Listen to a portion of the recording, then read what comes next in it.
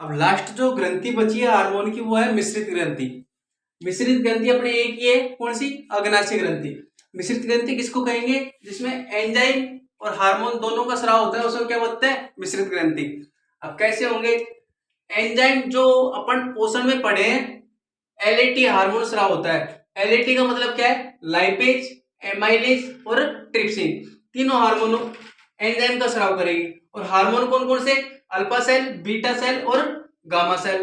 Question इसी से आता है, या तो इसी से आएगा या पीयूष ग्रंथि से।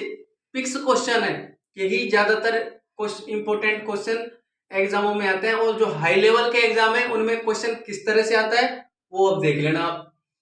दूसरी सबसे बड़ी ग्रंथि है कौन सी? अग्नाशय ग्रंथि। अग्नाशय ग्रंथि में जो कोशिकाएं हार्मोन का स्राव करती है उनको क्या कहते हैं? लैंगर-हैंस का द्वीप। या दूसरा क्वेश्चन आए कि अग्नाशय में जो कोशिका पाई जाती है उनको क्या कहते हैं? लैंगर-हैंस का द्वीप। ये क्वेश्चन राजस्थान पुलिस, एलडीसी सब में आ चुका, तो ये क्वेश्चन बहुत ही इंपॉर्टेंट है। अब इसके द्वारा जो एंजाइम स्राव होंगे वो तीन है, लाइपेज, एमाइलेज और ट्रिप्सिन। इनको अच्छी तरह अपन पाचन तंत्र में पढ़ेंगे। अब हार्मोन जो स्राव करेंगी वो तीन है, अल्फा सेल, बीटा सेल और गामा सेल। अगर राजस्थान पुलिस एग्जाम है तो सिर्फ इतना ही पूछेगा, अग्नाशय ग्रंथि द्वारा कौन कौन सा हार्मोन स्राव होता है? अल्फा सेल, ग्लूकेगॉन, इंसुलिन और सोमेटोस्टेटिन, ये हार्मोन स्राव होंगे। लेकिन अगर एग्जाम हाई लेवल का है, जैसे एलडीसी वगैरह का है, उनमें क्वेश्चन हाई लेवल का आएगा। जैसे अल्फा सेल, अच्छा ग्लूकेगॉन हार्मोन कौन सी कोशिका द्वारा स्रावित होता है? अल्फा सेल द्वारा। अच्छा, ग्लूकेगॉन हार्मोन में क्या होता है? ग्लूकोज की मात्रा बढ़ जाती है, यानी क्या होता है? ग्लाइकोजन एक प्रक्रिया होती है, अपन ने यकृत में पढ़ा है। अब ग्लाइकोजन किस में टूट जाता है? ग्लूकोज में। अब तोड़ने का काम कौन सा हार्मोन करेगा? Glucagon hormone. ग्लाइकोजन को ग्लूकोज में जोड़ने का काम कौन करेगा? ग्लाइकोजन को ग्लूकोज में तोड़ने का काम कौन करेगा? Glucagon hormone. कैसे करेगा? मान लो कोई व्यक्ति है अधिक उम्र का, जैसे 60-75 क्रॉस कर ली उसने। अब जब 60-75 उसने क्रॉस कर ली तो उसके पचना बहुत मुश्किल हो जाता है। और कई कई बार जब अंतिम समय आता है, अंतिम 2 महीने आते हैं, तो खाना पीना तक छोड़ देता है, तब भी वह जीवित रहता है। क्यों? क्योंकि उसके अंदर जो ग्लूकेजेन है वो किस में स्रावित हो जाता है? ग्लूकोज में। उसको एनर्जी खुद ही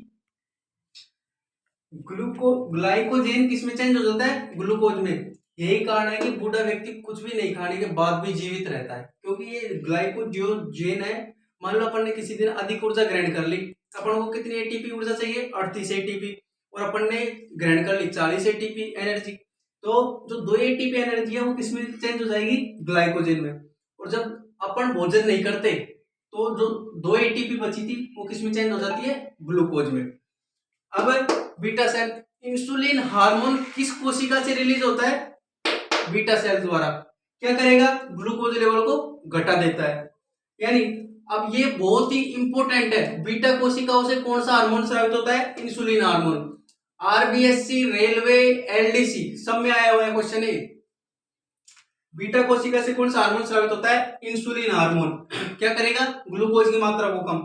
कौन सा तत्व पाया जाता है? ये क्वेश्चन बहुत इंपॉर्टेंट है।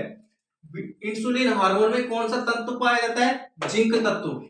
अच्छा, सभी हार्मोन जो होते हैं किससे मिलकर बने होते हैं? प्रोटीन। तो इनमें से कौन सा हार्मोन एक प्रोटीन है? बीटा सेल द्वारा स्रावित इंसुलिन हार्मोन। ऐसा कौन सा हार्मोन है जो जल से मिलकर बना होता है? कौन सा? Insulin hormone. तो अग्नाशय में जो हार्मोन इंपॉर्टेंट है वो है इंसुलिन हार्मोन। अगला है गामा कोशिका। गामा कोशिकाओं से क्या करेगा? सोमेटोस्टेटिन हार्मोन ऊर्जा और स्वांगीकरण का कार्य। ऊर्जा और स्वांगीकरण का कार्य कैसे करेगा दोस्तों?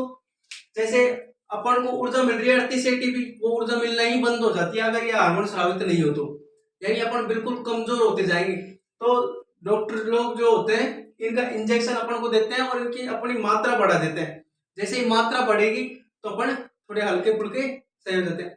अगर वीडियो पसंद आ रही हो दोस्तों तो ज्यादा से ज्यादा सब्सक्राइब करवाना और ज्यादा से ज्यादा शेयर करना।